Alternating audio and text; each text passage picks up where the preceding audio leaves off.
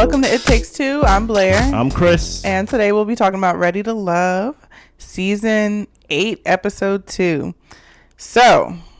You ready to love? I'm in love. Oh, okay. I've been ready. Oh, thank you. I appreciate it. Are you? Yes. Okay. Okay. So we end up where we left off with Brandon and Habibi in the elimination rounds. Mm-hmm. Brandon ends up getting eliminated. Oh, not my man with the 4 kids. Not my man with the divorced wife. The same one. Yeah. I was like, rightfully so. You need to figure out your situation. He do need to figure out his situation. Right. Tommy invites him to a Ready to Love brunch the next day. Mm-hmm. Marvin is having multiple conversations with different women. He's the one who's into BDSM, has the erotic, dungeon. Yeah, the erotic sex novels and things like that. Most of the women aren't feeling it, except for Unique. She's interested, and she's all. That's how you pronounce her name. Yeah. I did not know it was pronounced Unique. I was like, yo. You're like, I don't know how I'm gonna say that when her name comes. I'm like Enoch. Enoch. Yeah, I'm like, yo. Her name was Unique. That was a unique way of spelling it. It is a unique way of spelling it. Okay. Sorry, I'm really happy that her name is just Unique and I don't have to say like Enoch. But go ahead. Yeah, and she's really feeling Marvin. And what gets me is that Unique was the one who calls Red's job a thought job. He's a DJ comedian. She did. But you actually are feeling the actual thought. Whoa. And that's not a bad thing, but you over here cracking jokes about DJs when this person is into sex, games, toys, and all this stuff. That is actually a beautiful discovery you made. I didn't even put the two together. Yeah. She called the DJ and a guy that tells jokes a thought job. Is it because he's out at night? Like I think probably because he's out at night and he probably does have a lot of women around, as a DJ, and but not the guy that be having women in chains and hitting them upside the head with sex toys and stuff. But I feel you though. Paddles and stuff. I feel you, Enoch. Okay. Go ahead. The Habibi, he's talking about how he connected with Tequila the most. His energy doesn't mesh with the maturity of a lot of the other women. Yes, the saxophonist, right? Yeah. I feel you, brother.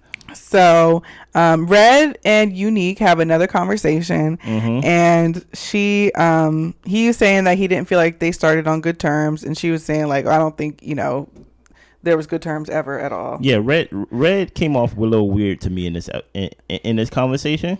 Only because if your energy is off with this person, or you felt like that it wasn't a good interaction, like he basically said, I'm now about to give her the energy she gave me. Yeah, he's like, this is my get back. In a show that does eliminations, I wouldn't worry at this point about trying to get back. And the women have power this week. So and granted, I never watched this show, so I'm learning. I'm new to this.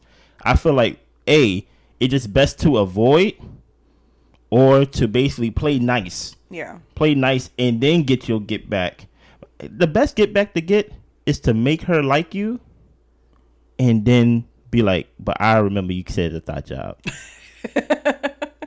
That's playing the long game. Yeah, but you gotta play the long game. It's only the second episode. Right. Win the show with her, and then at the end when Tommy say, "Are you ready to love?" I'm guessing that's how it go. I'm guessing when Tommy say, "Are you ready to love?" Be like, nah.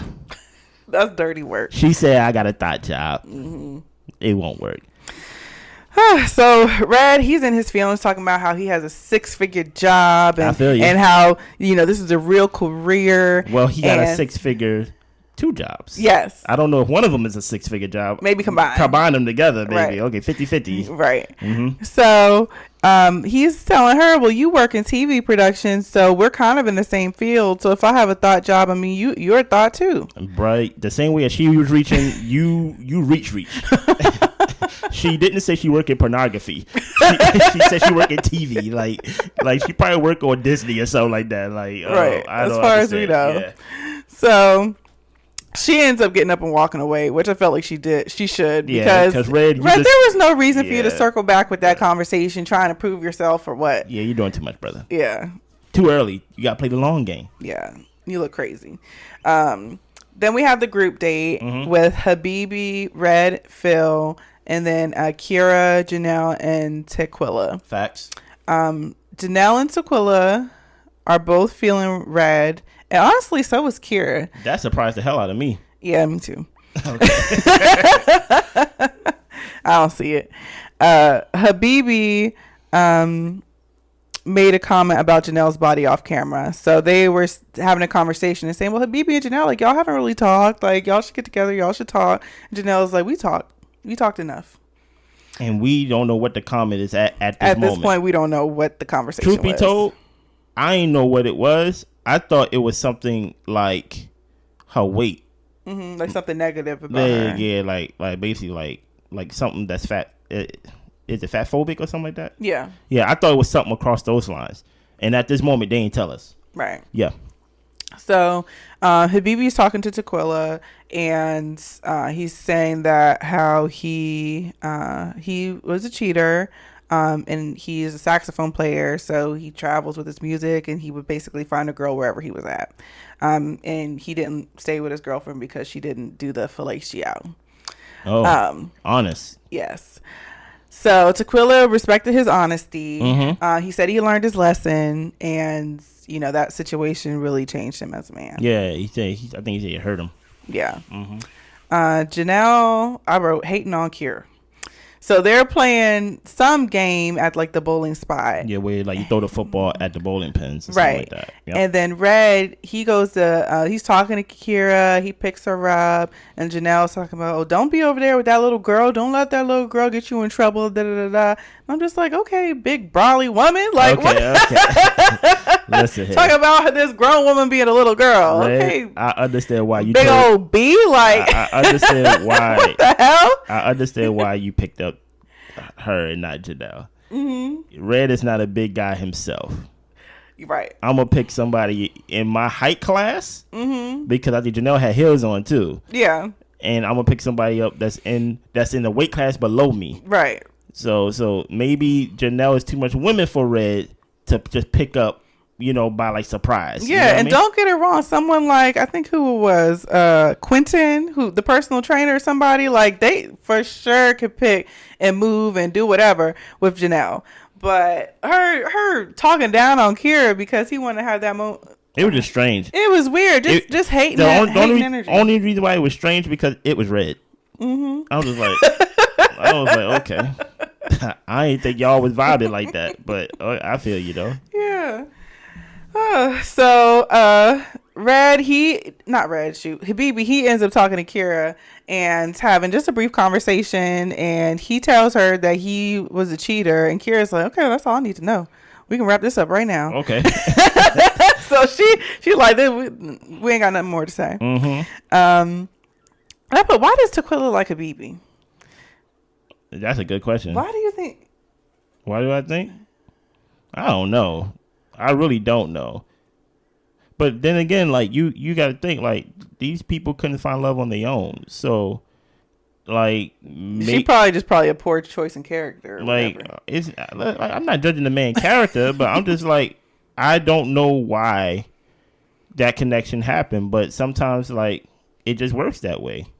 Sometimes like you just fall for whatever you fall for. You know what I mean? So she already felt jaded because she was one of the bottom people the first night. Yeah. So she probably like relate to Habibi or whatever. He was one of the first ones on the list. So she probably just relating like, yo, everybody hating on us. You know what I'm saying? Like, who knows? But it is a match made in Ready to Love history, I guess. But it was strange. One thing I wrote down in my notes: people don't be eating. The food on this show be props. They at this place and I just see a plate full of wings and nobody eating. What's the point of having all this food and nobody eating? Nobody eats anything on these reality TV shows. I will be completely voted off because I'm eating the food, especially if the show paid for the food. Yeah. Give me some wings. Give me a wet nap. You know what I mean? Like I'm going to eat this free food. Let's talk and eat. You know what I mean? Like we can do both. But I just felt like the food was there as a prop. That's what I wrote down in my notes. That lets you know what type of vibe I'm on while watching these shows. But continue. Right.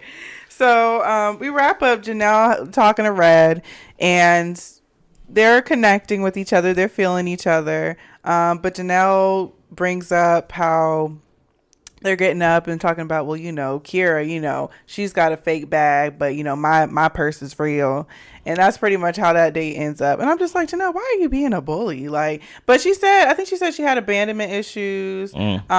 Seems like she, probably is not a girl's girl. She, probably like a mean girl. Yeah, mean girl, and is competitive with other women, when in reality, your connection with the person is strong enough to clear out any other thing. You don't have to down talk somebody else for your connection to be strong with a guy, and then especially Red. So sorry, Red. We ain't got nothing against you, Red. I think she got something against you. Just that whole thought, get back at Unique was odd, but whatever. Enoch. Right. So then we go to this date, and I'm just like, okay, if I was on Ready to Love, like, this is the folks I'd want to be hanging out with. This is the day I would have wanted to been invited on. Okay. So Aries, Jessica, and Sierra, and this is over at Aries' house. Then we have Quentin, Chris, and Herbert. Shout out to them. Right.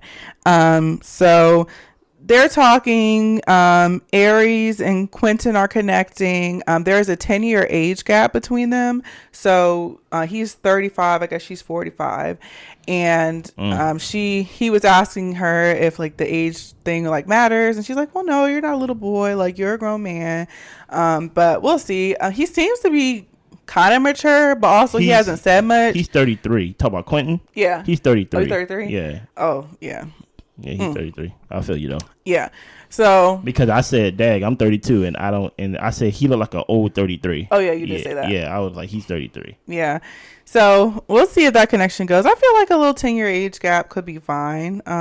He seems mature, but he also doesn't say much. And when people don't say much, they can seem a lot of ways until they open their mouth. So true. Facts. Yeah. So Chris is Nigerian, and he's talking to Jessica about how his family has arranged marriages and how he actually had an arranged marriage set up for him. And he said for himself, like, he wanted to find his own love. He didn't want to go for that. Facts. And so I'm gonna have Tommy do it for me.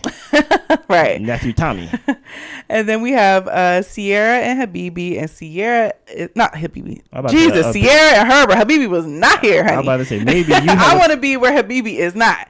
So there's nothing wrong with Habibi, man. There's nothing wrong with you, brother. So Sierra was talking to Herbert. And she felt like, ooh, Herbert, he just got all this sex appeal, and he's a ladies' man, and he's all this and all that. I think Herbert got the dreadlocks, right? Yeah. Yeah. And Herbert was saying in the confessional, well, I'm not a ladies' man, That's or else I wouldn't be here. Yeah, exactly. I would be with the ladies. So Sierra and him are talking, and they're talking about like if they believe in sex before marriage, and how they both do, but she's been abstinent for a year. And it seems like they had a good connection, a good conversation. Yeah. And she seemed like a fun girl. Yeah, and she seemed easy to talk to. And then they all pretty much, do like a final toast and leave. Quentin, he kind of like lags around a little bit, like he about to be washing dishes. Or that is my move. I'm like, why you didn't walk out when everybody else walked out? That is my move right there. Hey, let me stack these chairs for you. Hey, no, leave. Okay, like stack the chairs. Let me wipe down. Like, what? Do you need me to do something? And the next thing you know, we watching TV. Okay. I'm there. Netflix and chilling. I'm there for another 2 hours after the event. But this was a good move by Quentin. Yeah, but Aries ended up hugging him and sending him on his way. Like, thank you, appreciate your help. Aries was like, you gotta get up out my house. Because listen, some things might be happening. I said, I understand. That move works about 80% of the time. Yeah. As a first-hand testimony, okay? Okay. Yes. Then we go on to the next scene where Sierra is sitting down with Habibi for a date. And they're both talking. The conversation starts off decent, starts off good. And then Sierra gets into the conversation about how she, grew up and knew how to peel a crawfish, and she was young because her mom would be peeling the crawfish and she'd be eating 10 to her 1 or whatever. I'm guessing she's from New Orleans. Right. That just reminded me because like we're from Maryland, and I'm thinking of like, how we do like crabs and stuff like that, and it's just like I'll give you like some crab meat, but don't be playing over the crabs. Like I'm gonna peel up my crabs myself anyway. Okay. So we go to Habibi, and he's saying like, "Oh, your mama ain't ish." I don't know where that even. Listen, I had to watch the recap because I was like, where would that even fit in? That's what I'm saying. He's just obnoxious and rude, and I feel like he be saying stuff to get attention or reaction. Like he thinks it's a game. I think you hit the nail on the head. I think he's being himself too much. Dude, on 1,000. Dude, you know how I jokingly say, but seriously say, hey, be someone else. This is the moment right now not to be yourself. Mm-hmm. Because yourself right now just said your mama ain't ish. Right. Be somebody else in this moment right now. Because she was laughing with him, having a good time. And that, she said, whoa, what? And that snapped her right back into reality. And she didn't just hear it as him saying your mama ain't ish. She heard it as F my mama. I mean, he didn't say that, but he might as well. So we're moving on to Lee and Quentin, and it seems like they're having a good date. He's not. So she asked if he would be worried about all the attention that she gets because she's in like the fitness industry as well. Okay. And he's saying that he wouldn't be worried about it. Like he knows, like if you're a fine woman, like you'll get attention, but you'll be coming back to me, and that's all I'm worried about. Mm-hmm. That's great in theory.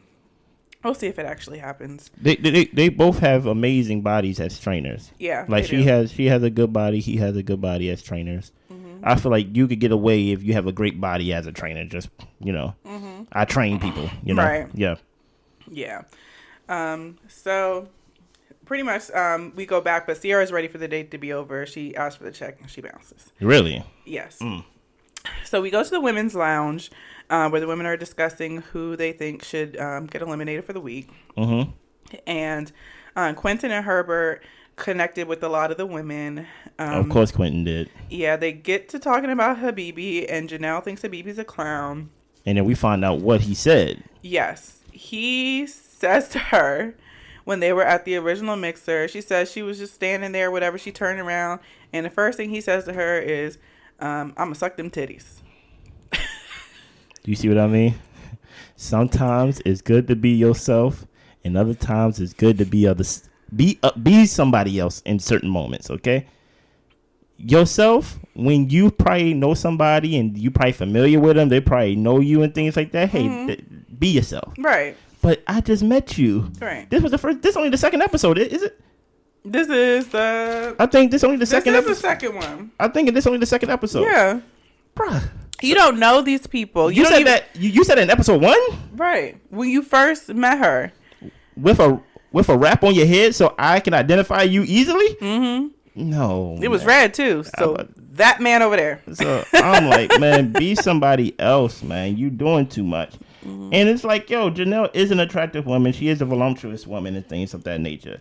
But trust me, what you said is not unique. I'm sure other guys said it. Mm-hmm. And they probably said it just as inappropriately as you just did. Yeah. So, bruh, I don't know if you gonna survive this. I hope you do, though. Yeah, to me, I feel like he wasn't serious about staying on and finding nobody. Cause why are you talking to people like that? Like, what is wrong with you? True. Like he just want to be on TV and play, just be for play. We do touch on Kira saying that she thinks Quentin likes white women. That was strange. That came out of nowhere. I don't really know where that came from. I guess that's just the vibe that they got. Or it's a game show. Maybe she's trying to get people off her scent. Maybe she want to go after Quentin. No, but she was feeling red. Yeah, but come on. It's a game show. Okay. You get what I'm saying? Mm-hmm. Like maybe she's like, I'm gonna get these women off him. Or he like white women. Mm-hmm. And then next thing you know, by episode 6, she kissing them all in the park. We don't know. Yeah. We don't know. Yeah.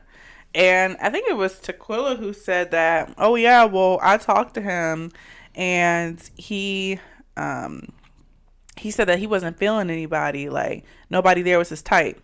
And so we went to the flashback And that's not really what he said. No, he basically was like. She asked, "Are you like?" And also, this was the first day of the mixer. She asked, "Is there anybody you're feeling? Anybody you like?" It is like an immediate connection. Yeah, and he said, "Not yet." No, not yet. Like, no.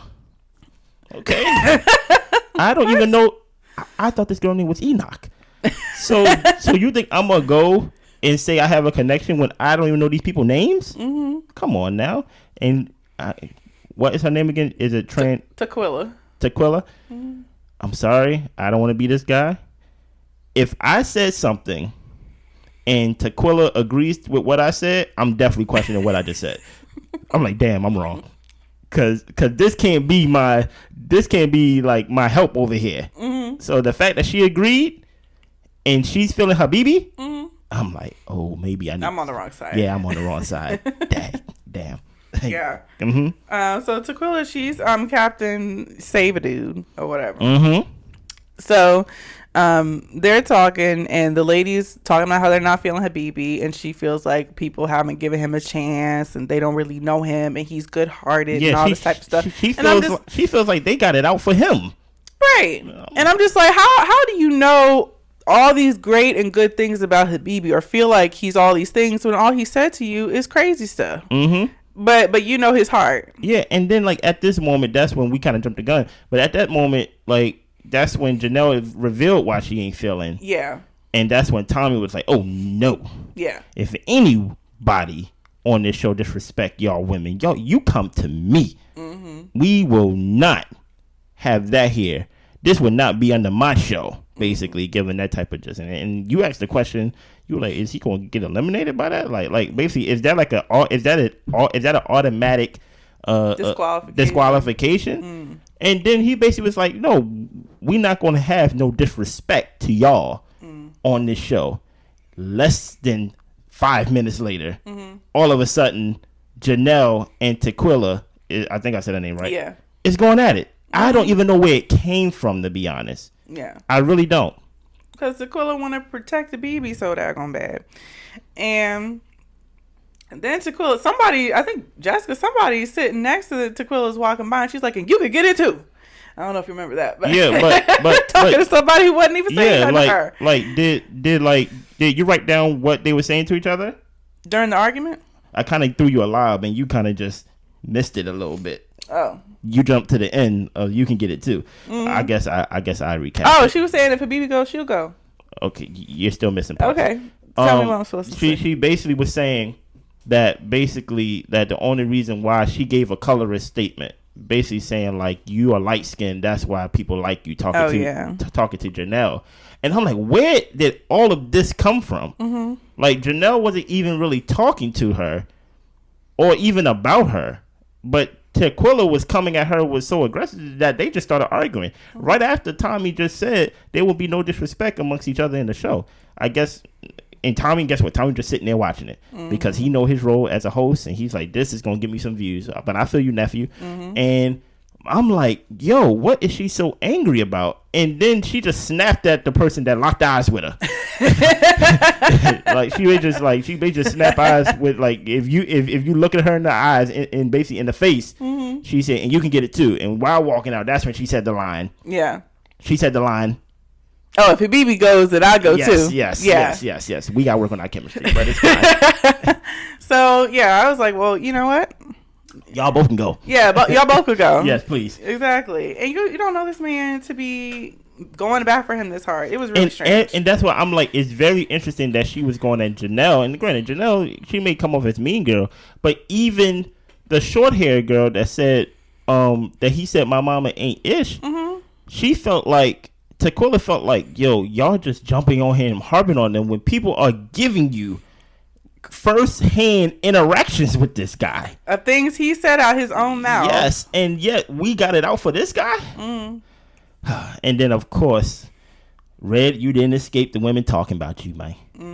In the women lounge, they was talking about Red, basically saying like, you know, like I think Unique was talking about how Red came back and basically got his get back, and she ain't like that. She said she completely off him. Yeah, and I'm like, Red, it's too early for anybody to be completely off you. But continue. Yeah. So we're they bring Tequila back. They end up finishing the women's lounge. She crying. I don't understand what's going on. Yeah. And they make up their decision, and then they go on to the eliminates.